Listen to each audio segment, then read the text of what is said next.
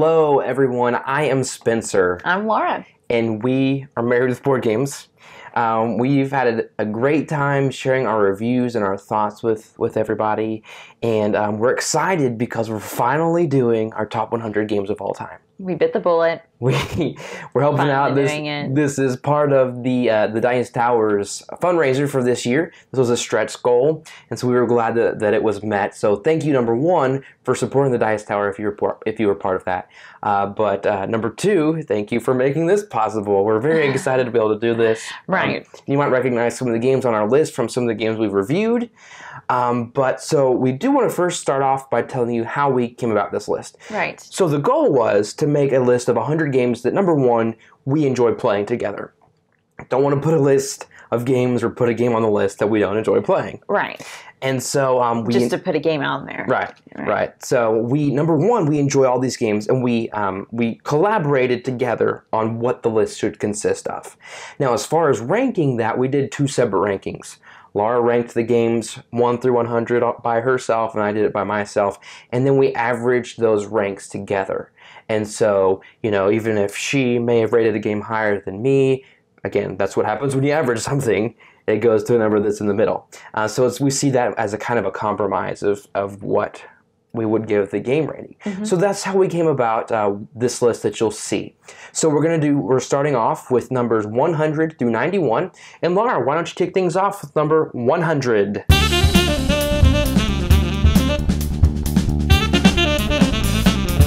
Okay, 100 for us is a game called Martial Art. We did do a review of this game, and it's a really fun little game that we really enjoyed.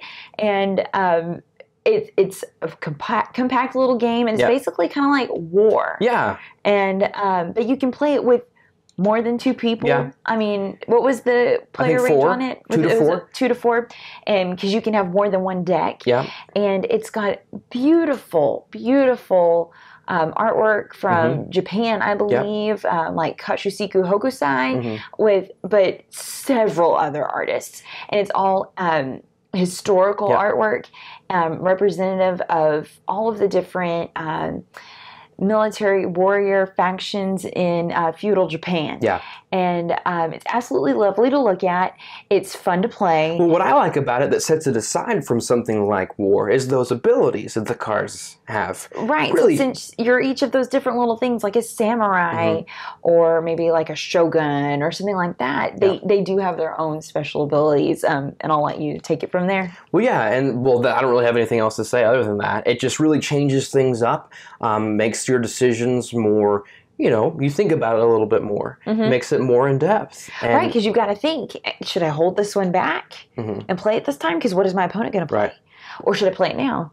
And because you don't know if you're always going to be the highest or not. Some cards, they don't need to be the highest to win. They kind of trump it out. And so it's very interesting to play, and I think it's an easy one to teach, and it's easy to get newer gamers on board with, and so that's why Martial Art made our list of top 100s, and it starts our list at number 100. All right, number 99 for us is Loonacy from Looney Labs. Yeah, this is a lot of fun. It's real chaotic. Basically what you do is everybody has a hand of cards that have two different pictures on them, whether it's a pyramid or this little pizza or like the Statue of Liberty. Or a clock. Yeah, and then depending on the player count, there are different cards, basically the same types of cards that you have out on the table, and what you're trying to do is you're just trying to get rid of your hand. And you do that by, I've got a pyramid. You have to match the card from your hand from one of the cards on one of the stacks out there, which there are two pictures on each card. And they are crazy pictures, and you have to go fast because first person down, new pictures down. Now you have to try to match something else. What I thought was interesting with this game is you would think, okay, with two pictures on each card, there are several people that have a hand of X amount of cards, and there are also a couple different piles you can play onto. I thought, well, surely there's going to be someone that can always play, but no. But no, you can't always play, and don't call me Shirley. Oh, thank you for that. That's my favorite kind of joke. But so if everyone gets stuck and no one can play. It's real funny when we all sit there and we're, is anybody else going to play? No? Yeah. Oh, okay. Then you get to everybody draws a card, and we make sure everybody does it at the same time. So we're all looking at each other, and then ready. Okay, go. Look, can anybody play? Can anybody play? And then away, we're off to the races. Yep. And it's super fun. So it's a lot of fun. Like I said, very chaotic, It's very a great quick. filler. Yes, so since it's because it's so quick, it's a great filler game for if you're waiting for somebody else to come join the group, say if it's for game night or if it's even at a con or something, and somebody said they wanted to come join you for the next game and you finished your game early, you can throw this one out there really quick because it's also very portable. Yep. And so for those reasons, it made our list at number 99, Loonacy from Looney Labs.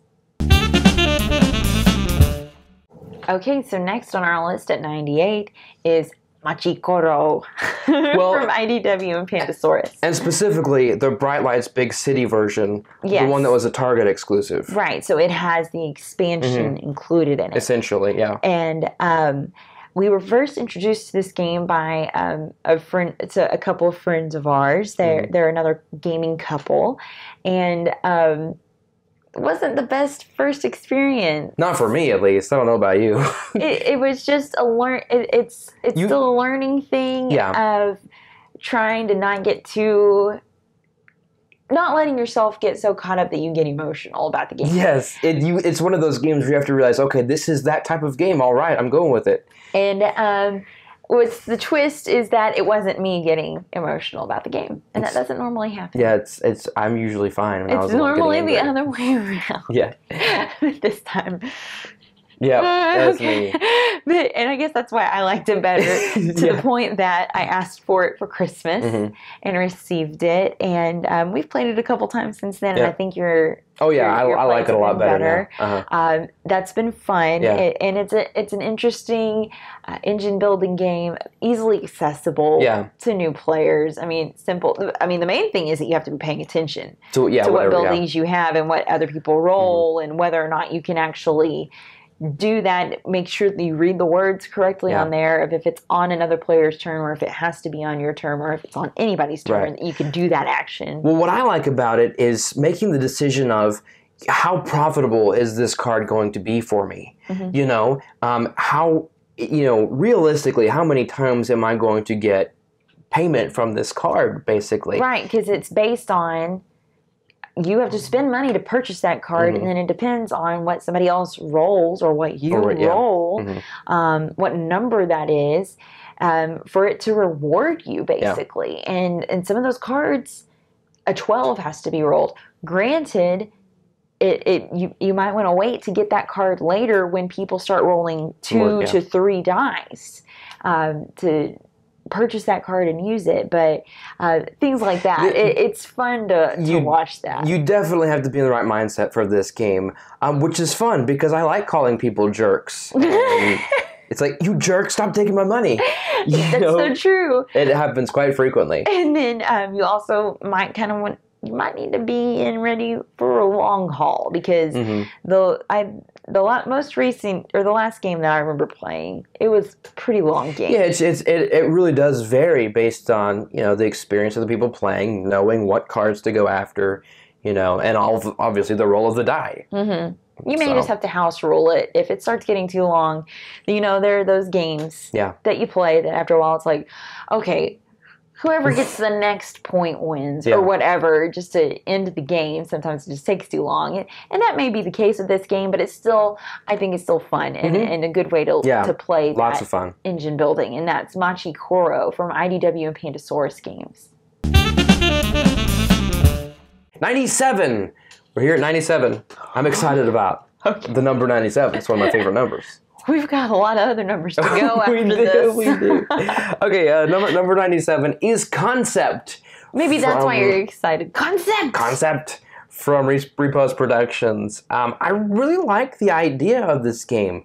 Basically, it's a team game, cooperative, one person's a clue giver and everybody else is, well, it's not really cooperative because you get points if you guess the right answer, so scratch that. But it depends on really is the clue giver and then the person who guesses it. Yeah. Right. You want people to guess your clue. Yeah, exactly. Yeah, but you don't want anybody else to guess the clue if you're another guesser. Exactly. Yeah. So essentially what you're doing is you have this board with different symbols, different, ideas like fairy tale character or whatever, but you have all sorts of icons, colors, size, number, shape, anything, animal, vegetable, or mineral. Yeah, exactly. And then you have a card that has like a phrase or a sentence or a person or something. That you choose from. And basically, you're trying to deconstruct this idea and use these whether it's a cube or different little pieces to give clues. Okay, so if I have Ronald Reagan, I'm going to say this is a political or historical figure. I'm going to say maybe this person was an actor, or maybe this person. Man.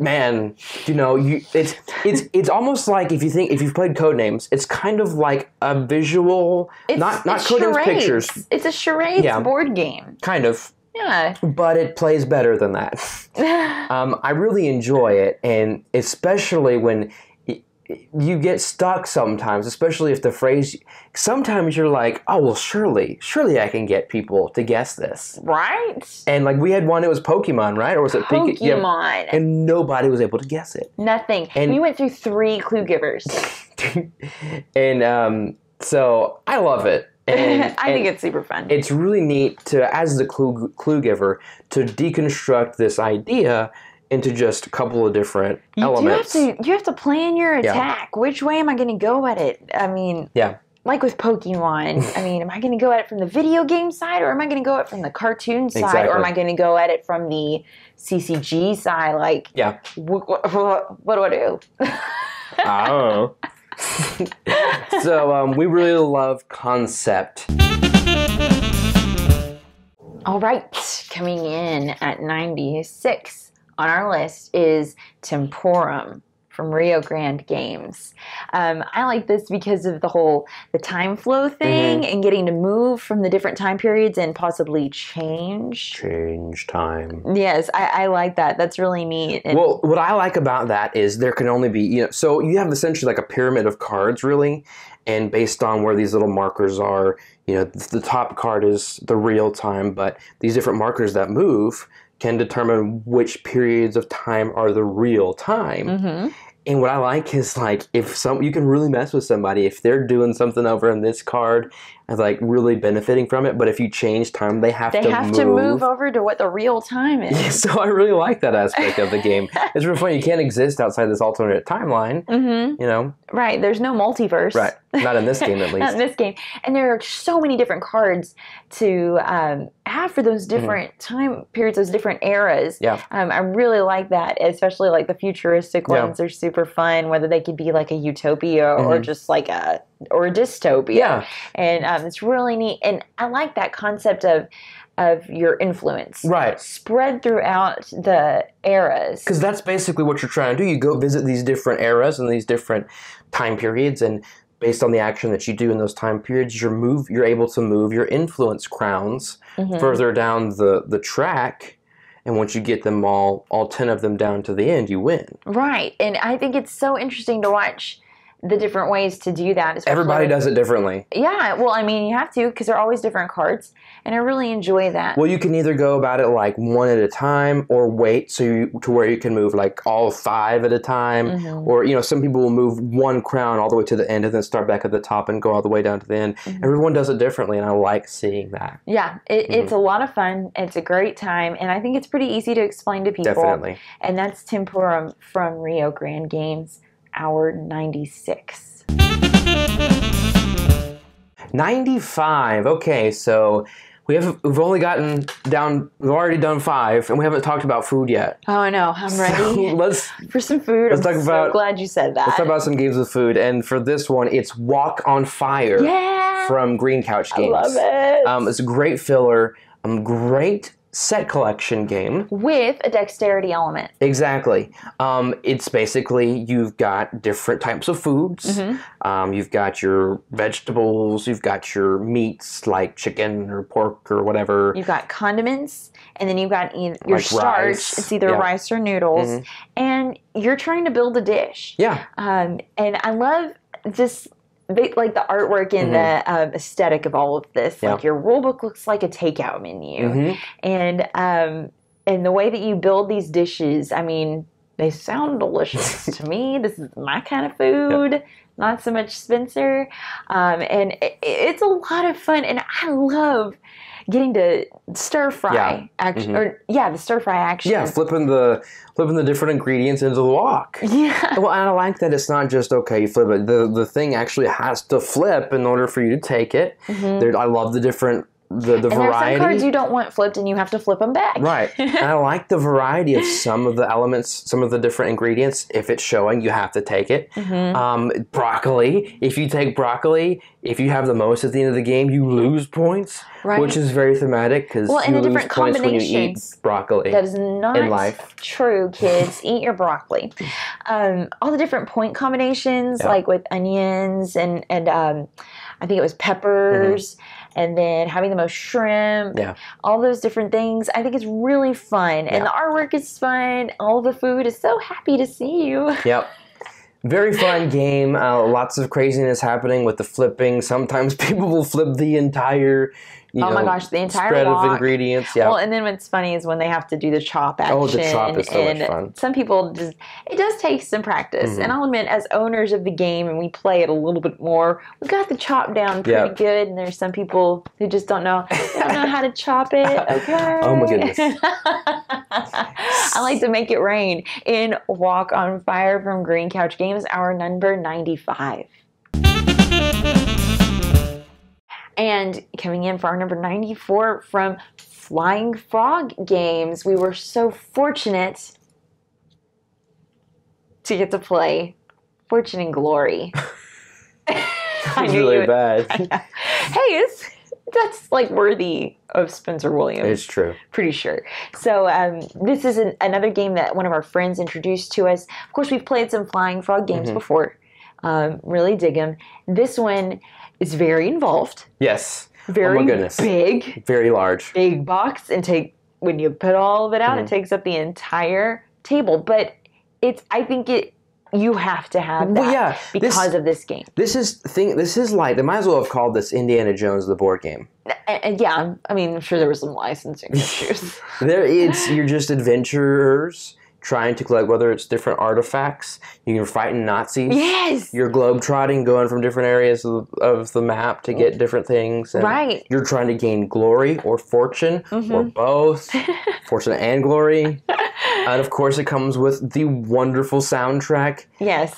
Don't listen to anybody that... so evocative of like that movie feel. You feel so immersed. Don't listen to anybody that tells you to throw the soundtrack out. It's part of the game. I know it's on a compact disc. That might be hard for some people to be able to actually play nowadays in 2017, coming on 2018. But I mean, if you can do it, go for it. I'm sure there's probably ways to find it on Board Game Geek now to be able to play like an MP3 of it, because it sets the mood so well. It really I does. mean, there's a reason they put that in there. The game itself is super thematic, and that's one of the reasons why we like it so much. It does take a long time to play. There's, like you said, it's very involved as far as like a turn sequence. There's a lot to do. There is a lot. And that's one of the reasons why it's not higher on the list.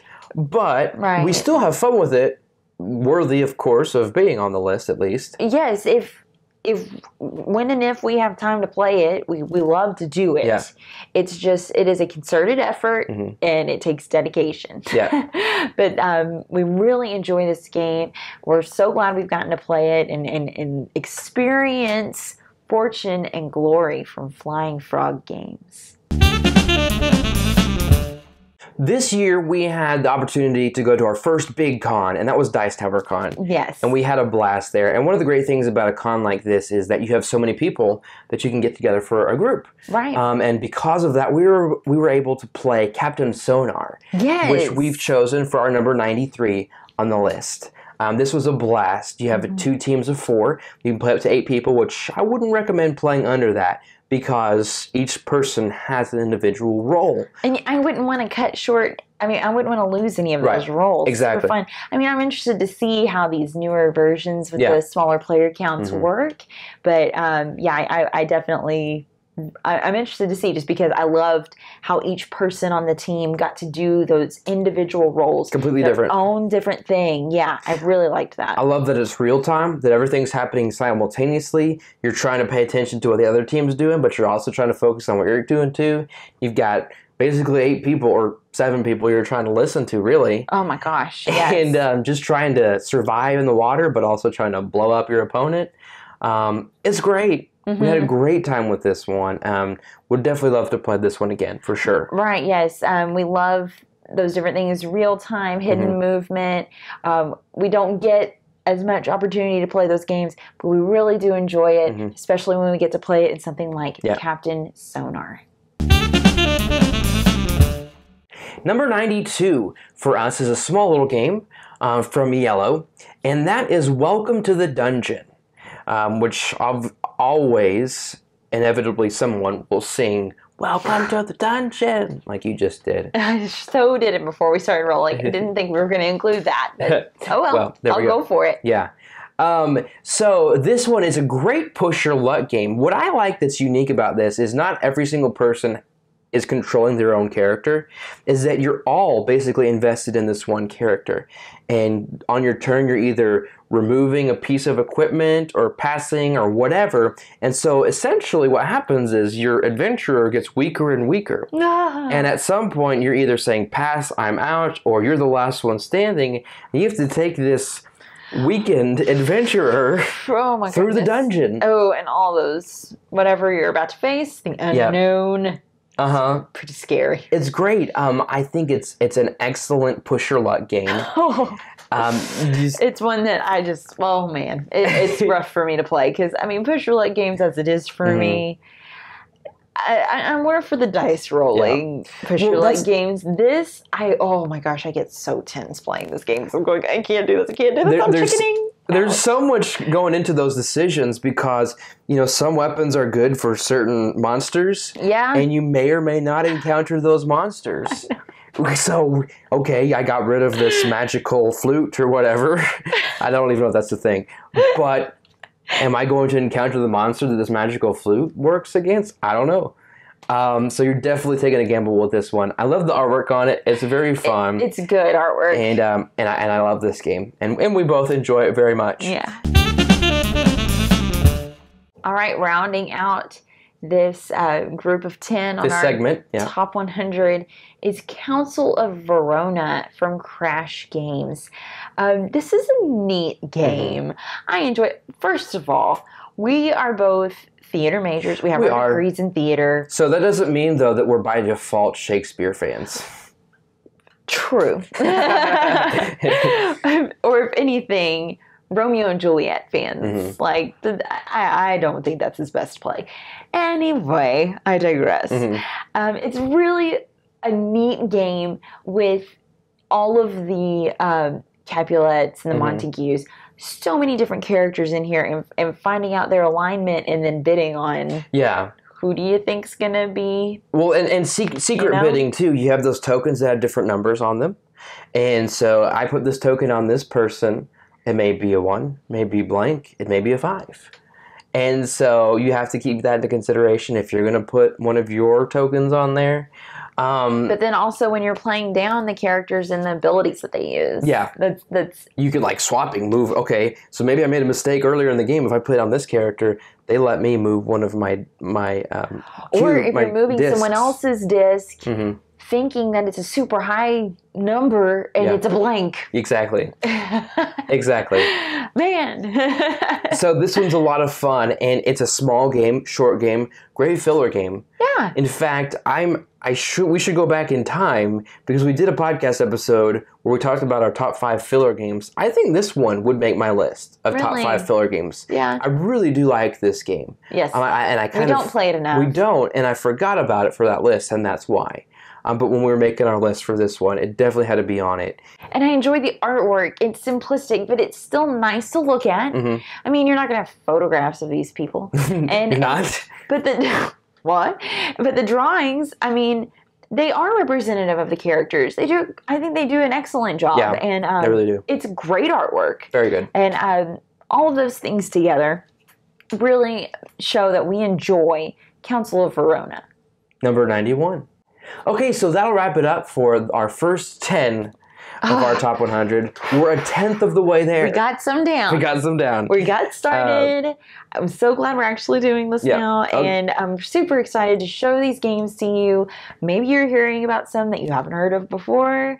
And that's exciting to us. And we'd love to hear from you guys. Yeah, so let us know. Tell us some of your favorite games. You can reach us on social media. Twitter @MarriedWithBG, Instagram @MarriedWithBG, Facebook.com/MarriedWithBG, or leave a comment on this video. Thanks so much for watching. Thanks so much for watching the Dice Tower videos. Find more great videos and reviews as well as our top-rated audio podcast at Dicetower.com. You can also find other great shows at Dicetowernetwork.com. I'm Eric Summerer, and you've been watching The Dice Tower. The Dice Tower is sponsored by Cool Stuff Inc., where you can find great games for great prices. Cool stuff in stock. Check them out at CoolStuffInc.com.